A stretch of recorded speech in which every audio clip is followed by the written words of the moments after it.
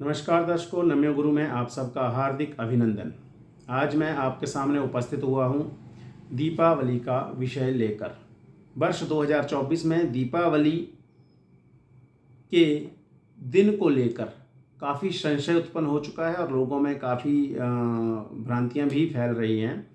इसलिए यहाँ पर मैं अपना विचार प्रस्तुत करना चाह रहा हूँ। अगर आपको इसके साथ सहमति हो तो बहुत अच्छा, और अगर असहमति हो तो आप अपने विचार को अपने तरीके से समझकर उसको अप्लाई कर सकते हैं, क्योंकि मेरा उद्देश्य यहाँ पर सिर्फ एक जानकारी देना है और आपको सही चीज़ से अवगत करवाना है। तो शास्त्रों में कभी भी किसी भी तिथि को निर्धारण करने का एग्जैक्ट तरीका दिया होता है। इवन मिनट और सेकंड भी निर्धारित होते हैं कि यहाँ से यह तिथि शुरू हो रही है और यहाँ यह तिथि खत्म हो रही है, यहाँ तिथि की वृद्धि हो रही है, यहाँ तिथि क्षय हो रही है। तो जब इतना सटीक इन्फॉर्मेशन शास्त्र के अंदर है, पूरी जानकारी है, तो हमें तिथि निर्धारण करने में कोई शंका नहीं होगी। अब दूसरी बात, हमें यह देखना जरूरी होगा कि जो हम पर्व मना रहे हैं, जो त्यौहार मना रहे हैं, जो रिवाज है, जो नियम है, उसमें वह पर्व कहाँ पर स्टैंड करता है। क्योंकि कुछ पर्व हमारे सूर्योदय कालीन स्थितियों के हिसाब से चलते हैं, कुछ हमारे चंद्रमा कालीन तिथि के हिसाब से चलते हैं, और कुछ दोनों को ही लेके चलते हैं। इसलिए अपने उस पर्व को यह जानना कि वो कहाँ से चला, कैसे चला और उसका आधार क्या है मनाने का, यह जरूरी होता है उसके निर्धारण को करने के लिए। जैसे आपने पीछे करवा चौथ का देखा, या फिर आपने पीछे अभी शरद पूर्णिमा का देखा, तो चंद्रमा का जो उदयकालीन तिथि, शरद पूर्णिमा को तो चंद्रमा ही महत्वपूर्ण था, तो इसलिए 20 तारीख को शरद पूर्णिमा मनाई गई, क्योंकि चंद्र उदयकालीन तिथि 20 तारीख को थी, जबकि चतुर्थी तिथि का क्षय ही हो गया था। तो चतुर्थी तिथि को सूर्योदय ना तो 20 को मिला था, ना तो 21 को मिला था। इसलिए मैं यह पॉइंट इसलिए लाया कि तिथि निर्धारण करना शास्त्र में बहुत ही आसान है। अब इस दीपावली के लिए निर्धारण जो होना चाहिए, उसके लिए पहले ये ज्ञात हो कि दीपावली मनाई क्यों जाती है। तो दीपावली का जो वर्णन है वो वैदिक समय से भी अगर हम देखना शुरू करें तो ऋग्वेद में भी इसका वर्णन आता है दीपावली का, यजुर्वेद में भी आता है, अथर्ववेद में भी आता है, उपनिषद में भी आता है, और उपनिषदों में पुराणों में भी आता है। तो जब पुराणों में जैसे कथा भी है यहाँ पर कि जब समुद्र मंथन हुआ, तो समुद्र मंथन में पहले दिन में हलाहल विष निकला था, जिसे भगवान शिव ने पान किया था। तो सारी चीज़ें एक दिन में नहीं निकली थी, वह मंथन करते रहे, समुद्र मंथन होता रहा, और एक एक दिन कभी कुछ कभी कुछ कभी कुछ ऐसे चीज़ें निकली। और लक्ष्मी की उत्पत्ति, लक्ष्मी जो है, ये सब जानते हैं कि समुद्र मंथन से ही लक्ष्मी का उत्पत्ति हुई थी, और उन्हें भगवान विष्णु ने ग्रहण किया था। जैसे भगवान शिव ने हलाहल को, जहर को, विष को ग्रहण किया था, वैसे ही भगवान विष्णु भगवान जी ने लक्ष्मी को ग्रहण किया था। और उस दिन कार्तिक मास के अमावस्या तिथि थी, तो वो दिन भी विशेष रूप से फिर इस तरीके से जाना गया दीपावली के रूप में, और वहाँ से लक्ष्मी पूजन की प्रथा, लक्ष्मी को स्पेशली उस दिन से पूजना मुख्य रूप से शुरू हुआ। वैसे भी वैदिक समय में कार्तिक मास की अमावस्या को जो दीपावली के रूप में मनाया जा रहा है, तो वहाँ पर देवताओं को प्रसन्न करने के लिए पहले भी मनाया जाता था। तो यहाँ पर यह लक्ष्मी के साथ भी जुड़ गया, देवताओं के साथ था ही था, लक्ष्मी के साथ भी जुड़ गया। अब जो अपने पुराणों में कथाएं चलती आई, उसके बाद अपने त्रेता युग में या द्वापर युग में ये कथाएं भी जुड़ती हुई, और आज जो कलयुग के समय में लोगों को सबसे प्रचलित कथा है वह है भगवान श्री राम की। छोटे बच्चे स्कूल के अंदर जब दीपावली का वो निबंध भी बोलते हैं, तब क्या बताते हैं, कार्तिक मास की अमावस्या तिथि को दीपावली मनाई जाती है। कारण क्या बताते हैं, इस दिन भगवान श्री राम जी 14 वर्ष का वनवास संपूर्ण करके अयोध्या वापस लौटे थे, रावण पे विजय प्राप्त करके, और अयोध्या वासियों ने घी के दिए जलाए, इसलिए दीपावली मनाई जाती है। तो यह भी एक त्रेता युग में यह कथा भी साथ में जुड़ गई। तो हर युग में कोई ना कोई जैनों की कथाएं जुड़ी हुई हैं, जैन मुनियों की जुड़ी हुई हैं, और हर संप्रदाय की कथाएं साथ में जुड़ती चली गई, और हर संप्रदाय ने दीपावली को एक विशेष तरीके से मनाया। क्योंकि दीपावली का जो दिवस है उसमें वैदिक समय से लेकर अभी कलयुग तक जाने कितनी असंख्य चीज़ें ऐसे जुड़ती चली गई कि यह दिन विशेष रूप से अपनी समृद्धि, अपने स्वास्थ्य, अपने ज्ञान, अपने वैभव को बढ़ाने के लिए, अपने लिए यश का मान की प्राप्ति करने के लिए और लक्ष्मी की अखंड कृपा प्राप्त करने के लिए मनाया जाता रहा है और यही मनाया जा रहा है और इसी तरीके से आगे यह पर्व मनाया जाएगा। अब यहाँ क्या निर्धारण हो रहा है कि यहाँ पर जब लक्ष्मी की उत्पत्ति के लिए, लक्ष्मी के लिए मनाया जा रहा है, तो यही पर्व सरस्वती के लिए पूजा भी होती है। दीपावली पर आप सब देखोगे शास्त्रों में नियम है, सरस्वती की पूजा होती है, लेखनी की पूजा होती है, लेखनी मतलब कलम की पूजा होती है, बही खातों की पूजा होती है, बही खाते जिसमें आप हिसाब किताब लिखते हैं, ठीक है। और लक्ष्मी की पूजा के साथ साथ गणेश जी की पूजा होती है, कुबेर जी की पूजा होती है, जिन जिन देवताओं की पूजा होती है उसमें हर पूजा के साथ एक अपनी कथा, अपना महत्व जुड़ा हुआ है। तो इसलिए यह दीपावली का उत्सव सूर्योदय कालीन भी ग्रहण किया जाता है और चंद्रोदय कालीन भी ग्रहण किया जाता है। अब सूर्योदय कालीन यह पर्व 1 नवंबर को ही आएगा, 1 नवंबर को ही सूर्योदय मिलेगा, क्योंकि आप यहां देखें तो जो 31 अक्टूबर 2024 को हमारा जो यह समय शुरू हो रहा है, जिसमें हम अमावस्या शुरू होगी, वो होगी 3:53 से। अलग अलग शहरों में थोड़ा बहुत ऊपर नीचे टाइम होगा, तो आप लमसम मान लो 4 बजे से, शाम को 4 बजे से अमावस्या तिथि शुरू होगी। इसका मतलब पूरा दिन निकल गया, अमावस्या नहीं होगी, तो पूरे दिन में तो अमावस्या तिथि नहीं मिली, 4 बजे से अमावस्या मिली और 4 बजे के बाद जब आगे दिन बढ़ता चला जाएगा तो चंद्र का उदय होगा, वह अमावस्या तिथि में ही होगा। तो पूरी रात चंद्रमा की मिली तो अमावस्या तिथि की मिली।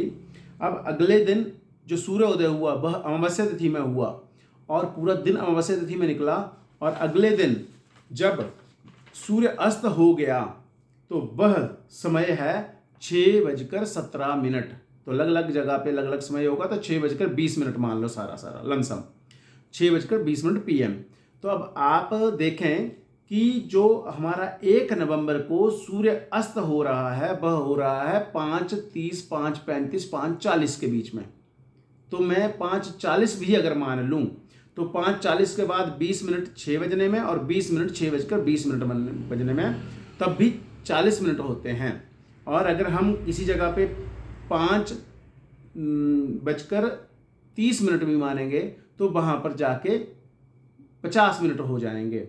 तो हमारा लमसम जो समय निकल रहा है वो सूर्य अस्त के बाद लगभग 40 से 50 मिनट कम से कम मिल रहे हैं। 55 मिनट हो सकते हैं, कम नहीं है, 40 से 55-50 मिनट हैं। अब जब सूर्य अस्त होकर चंद्रमा उदय में यह अमावस्या प्रवेश कर गई तो हमें रात्रिकालीन अमावस्या 1 तारीख को भी मिल जाएगी। अब यहाँ पर मुहूर्त क्या चीज़ है यह समझना जरूरी है। मुहूर्त होता है 2 घड़ी का, वैसे मुख्य रूप से मुहूर्त 2 घड़ी का, लेकिन जहाँ पर किसी की संधि हो रही है, तिथि चंद्रमा में प्रवेश कर रही है या सूर्योदय में प्रवेश कर रही है, वहाँ पर 1 घड़ी के मुहूर्त को भी कंसीडर किया गया है। तो 1 घड़ी का मुहूर्त जो होता है उसकी कितनी, 1 घड़ी कितनी होती है 24 मिनट की, और 2 घड़ी हो गई 48 मिनट की। तो हमारे पास लमसम 1 घड़ी का समय तो मिल ही रहा है, इसलिए हम 1 तारीख को रात्रिकालीन दीपावली भी मना सकते हैं। अब 2 घड़ी का भी मिल रहा है क्योंकि आपका 50 मिनट का समय बन रहा था सूर्य अस्त होने के बाद, जहां अमावस्या तिथि खत्म होगी। सूर्य अस्त होने से और अमावस्या तिथि खत्म होने के बीच में 50 मिनट का समय मिल रहा है। तो हमारा रात्रिकालीन पर्व 1 तारीख को भी मनाया जा सकता है। तो इसलिए शास्त्र के अनुसार ये कहा गया है कि अगर रात्रिकालीन मुहूर्त अगले दिन में मिल जाता है तो आपको वो मना लेना चाहिए, इसमें संदेह नहीं है। अब इस त्यौहार को 30 तारीख को शिफ्ट कर 31 तारीख को पीछे मनाना, इसमें मतलब समझदारी नहीं है, क्योंकि आप अगर देखें तो जब आपका लक्ष्मी पूजन होगा वह रात्रिकालीन विधान में आपका मुख्य माना जाएगा, लेकिन दीपावली के अंदर ही जब आपका लेखनी पूजन होगा, आपका बही खाता पूजन होगा, सरस्वती का पूजन होगा, स्याही का दवात का पूजन होता है, कुबेर का पूजन होगा, आपके कार्यालय में पूजन होगा, आपके शिक्षण संस्थानों में पूजन होगा, आपके ऑफिस इत्यादि में पूजन होगा। तो यह सारा दिन का सुबह के समय से जो सूर्योदय कालीन तिथि में, उसमें विधान है इस सारे का। तो जब मुहूर्त निकाला जाता है तो उसी में विधान है। तो इसलिए 1 तारीख को सुबह से ही समय अच्छा है, आप सुबह से ही अपना दीपावली के जो अपने ऑफिस में करना है वहाँ पे पूजा करिए, फैक्ट्री में करनी है वहाँ पे पूजा करिए, अपने शिक्षण संस्थान में, स्कूल में, कहीं अपने एजुकेशनल इंस्टीट्यूट में, कहीं पे भी आपको पूजा करनी है तो आप वहाँ पे पूजा करिए। तो इसी विधान के अनुसार जब आप पूजा करेंगे तो डेफिनेटली आपके लिए अमावस्या की तिथि भी मिल रही है और आपको उस दिन में आपका मुहूर्त भी मिल रहा है। अब अगर आप यहाँ पर 31 तारीख को पिछले दिन मनाना चाहते हैं तो उनके लिए ज़्यादा अच्छा है 31 तारीख, जिन्होंने किसी मंत्र की सिद्धि करनी हो, जिन्होंने किसी तरह से कोई विशेष तांत्रिक सिद्धि करनी हो, जिन्होंने किसी तरह का कोई तप तपस्या इत्यादि करना है और उनको निशिथ काल मुहूर्त चाहिए होगा, मध्य रात्रि कालीन मुहूर्त चाहिए हो, तो वह व्यक्ति आराम से, क्योंकि 4 बजे के बाद से दीपावली का जो अमावस्या का समय है वो शुरू हो चुका होगा, तो वो अपना सायंकाल में पूजा करके और उनको रात के 11 बजे, 12 बजे, 1 बजे, 2 बजे, 3, 4 बजे तक का अपना जो तपस्या करनी होती है, तो वह स्पेशली 31 की रात और पहली की सुबह इसको कंसीडर करें, इसमें तपस्या करें, इसमें अपना जप तप करें, इसमें अपने मंत्र की सिद्धि करें। इसी समय के अंदर अपने लिए ऊर्जा संचित करें, जो आप पूर्ण वर्ष के लिए दीपावली के दिन अपने लिए तप जप इत्यादि करते हैं वह करें। और जो इस दिन इस कार्य को नहीं कर सकते वह अगले दिन भी रातकालीन मुहूर्त को ग्रहण कर सकते हैं, क्योंकि जब चंद्रमा उदय हो गया है अमावस्या के अंदर तो रात्रि का अधिकार उस चंद्रमा को अमावस्या का ही मिलेगा। तो आपके लिए जो निश्चित काल मुहूर्त में पूजा करते हैं उनके लिए यह दीपावली बहुत ही दिव्य है, बहुत ही श्रेष्ठ है, क्योंकि उनको 2 रातें मिलेंगी अमावस्या के चंद्रमा के अंदर अपने उस तप को करने की।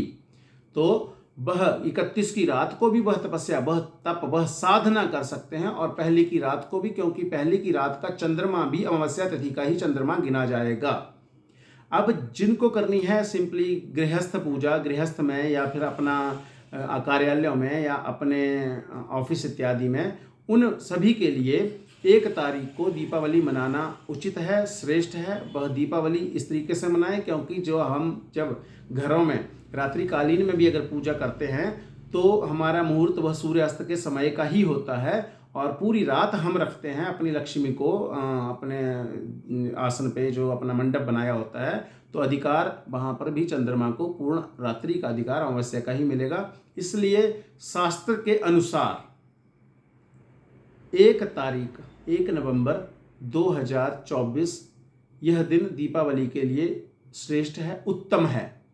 लेकिन 31 तारीख के दिन में भी अगर कोई दीपावली बनाया रहा है तो वह निषेध नहीं है, वह भी श्रेष्ठ है, क्योंकि यह आपका सौभाग्य है कि आपको इस वर्ष दीपावली सूर्योदय कालीन में तो एक ही बार मिल रही है, जिसमें आपका दिन एक ही रहेगा, 1 नवंबर ही रहेगा, और जिसमें आपको कन्फ्यूज़न की कोई दिक्कत ही नहीं है। तो जितने भी कार्यालयों में दिन में सुबह पूजा करने वाले हैं, ऑफिस में, फैक्ट्रियों में पूजा करने वाले हैं, वो तो निश्चिंत हो जाएं, उनको कोई शंका नहीं है। तो वह 1 तारीख में सुबह से लेकर शाम तक जितना भी करना है पूजा करो। और जो गृहस्थी हैं या जो तपस्या करने वाले हैं उनको 2 दिन मिल रहे हैं, वह 31 को भी कर सकते हैं, पहली को भी कर सकते हैं, लेकिन उत्तम जो है वो पहली का माना जाएगा। और जो 31 की अक्टूबर की जो रात्रि है उसको भी उसके समकक्ष माना जाएगा, लेकिन उसमें सूर्योदयकालीन प्रभाव उस तिथि के अंदर नहीं होगा, क्योंकि वह चतुर्दशी तिथि का ही प्रभाव होगा जो पिछले दिन की तिथि होगी। तो इसलिए दीपावली के ऊपर आपके इस शंका का समाधान करने का प्रयास किया गया है। निश्चित रूप से आप सभी बहुत विद्वान हैं, अपने अपने मत सबके पास होंगे। मेरा जो मत था मैंने उसको आपके सामने प्रकट किया और आपको आधारभूत सत्य बताने का प्रयास किया। इसके अलावा अगर आपका अपना कोई विचार हो तो आप निश्चित रूप से मैसेज कर सकते हैं, उसके ऊपर भी हम चर्चा कर सकते हैं। आपको यहाँ पर इस जानकारी से अवगत कराने का एक ही उद्देश्य है कि आप अपने पर्व को पूरे आनंद के साथ मनाएं। 31 को भी मना सकते हैं, पहली को भी मना सकते हैं। पहली को मनाने के लिए शास्त्र के अनुसार दोनों चीज़ें एप्लीकेबल हो रही हैं, सूर्योदय कालीन तिथि भी और चंद्रोदय कालीन तिथि भी, दोनों एप्लीकेबल हो रही हैं। लेकिन 31 को मनाएंगे जो 31 अक्टूबर को, उसमें सूर्योदय कालीन तिथि एप्लीकेबल नहीं हो रही है, चंद्रोदय कालीन तिथि एप्लीकेबल हो रही है। इसलिए लक्ष्मी पूजा के लिए 31 का दिन भी मना नहीं है। अब आप कब मनाएं यह आपको क्लियर कर दिया कि 1 तारीख को मनाओ। निश्चित रूप से 1 तारीख को सुबह से लेके, क्योंकि चंद्रमा का उदय अपना कार्तिक मास की अमावस्या तिथि पर ही होगा और वह दिन ही इस पर्व को मनाने के लिए श्रेष्ठ है, उत्तम है। तो इसी के साथ आप सबको दीपावली की हार्दिक शुभकामनाएं। आप सबका मंगल हो, माता रानी आप सब पर कृपा करें। धन्यवाद।